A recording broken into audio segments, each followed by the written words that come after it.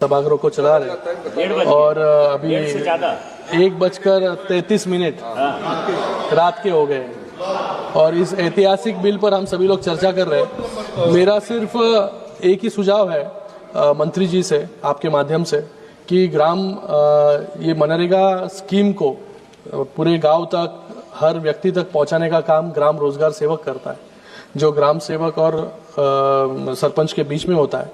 ये बहुत इम्पोर्टेंट कड़ी है और ये ग्राम रोजगार सेवक की जो तनख्वाह होती है वो 6% अभी तक होती थी। अभी मंत्री जी ने इस बिल में 9% की गई है। लेकिन जो छोटी ग्राम पंचायत होती है, अगर हम देखेंगे छोटी ग्राम पंचायत को कम काम आता है, तो कम काम आने के कारण वो ग्राम रोजगार सेवक है उसको 1000 रुपये भी नहीं मिलता। तो मुझे लगता है कि उस ग्राम रोजगार सेवक को जो छोटी ग्राम पंचायत में काम करता है उसका मिनिमम पे जो है वो फिक्स कर दिया जाए, जिससे उस ग्राम रोजगार सेवक को एक अच्छी राहत मिल सके। हमने महाराष्ट्र की सरकार ने उस ग्राम रोजगार सेवक की पे जो है, सैलरी जो है वो फिक्स कर दी है। उससे बड़े पैमाने पर हजारों ग्राम रोजगार सेवक को एक राहत मिली है। उसी के साथ में कंप्यूटर ऑपरेटर, मंत्री जी कंप्यूटर ऑपरेटर भी है, जिसकी भी बहुत अहम भूमिका होती है। ये पूरा डिजिटाइजेशन हो या पूरी प्रक्रिया हो या पूरा मनरेगा का स्कीम लॉन्च करना हो या लोगों तक पहुंचाना हो, तो उस कंप्यूटर ऑपरेटर के बारे में भी सरकार अगर सोचेगी, उसको भी अगर मिनिमम पे फिक्स कर दे, तो एक बड़ी राहत जो है हमारे इन ग्राम रोजगार सेवकों को मिलेगी, जो ये मनरेगा की स्कीम पूरे गांव तक पहुंचाने, हर व्यक्ति तक पहुंचाने का काम यहां पर करती है। धन्यवाद बहुत बहुत।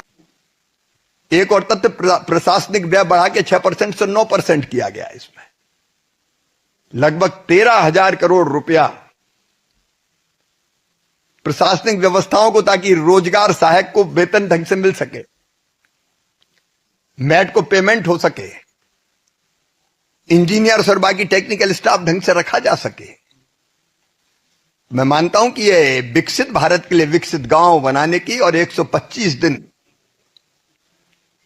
रोजगार की गारंटी देने वाली एक स्वयंपूर्ण गांव, एक विकसित गांव, रोजगार युक्त गांव, गरीबी मुक्त गांव बनाने की योजना है, जो प्रधानमंत्री जी का संकल्प है। और इसलिए ये नई योजना लाई गई है, लेकिन जो आचरण आज उन्होंने किया उससे लोकतंत्र ही कलंकित हुआ और उनका भी सम्मान नहीं बढ़ा है। धन्यवाद। को चला रहे और अभी 1:33 रात के हो गए और इस ऐतिहासिक बिल पर हम सभी लोग चर्चा कर रहे हैं।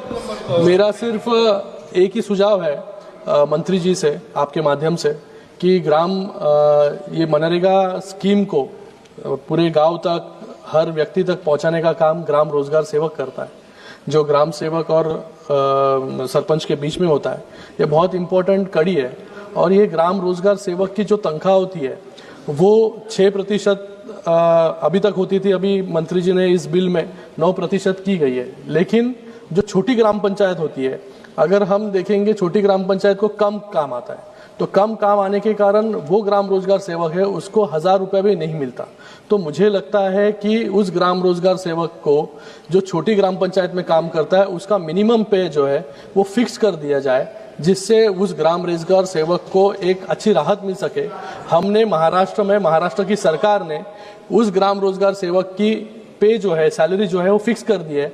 उससे बड़े पैमाने पर हजारों ग्राम रोजगार सेवक को एक राहत मिली है। उसी के साथ में कंप्यूटर ऑपरेटर, मंत्री जी कंप्यूटर ऑपरेटर भी है, जिसकी भी बहुत अहम भूमिका होती है। ये पूरा डिजिटाइजेशन हो या पूरी प्रक्रिया हो या पूरा मनरेगा का स्कीम लॉन्च करना हो या लोगों तक पहुंचाना हो, तो उस कंप्यूटर ऑपरेटर के बारे में भी सरकार अगर सोचेगी, उसको भी अगर मिनिमम पे फिक्स कर दे, तो एक बड़ी राहत जो है हमारे इन ग्राम रोजगार सेवकों को मिलेगी, जो ये मनरेगा की स्कीम पूरे गांव तक पहुंचाने, हर व्यक्ति तक पहुंचाने का काम यहां पर करती है। धन्यवाद बहुत बहुत।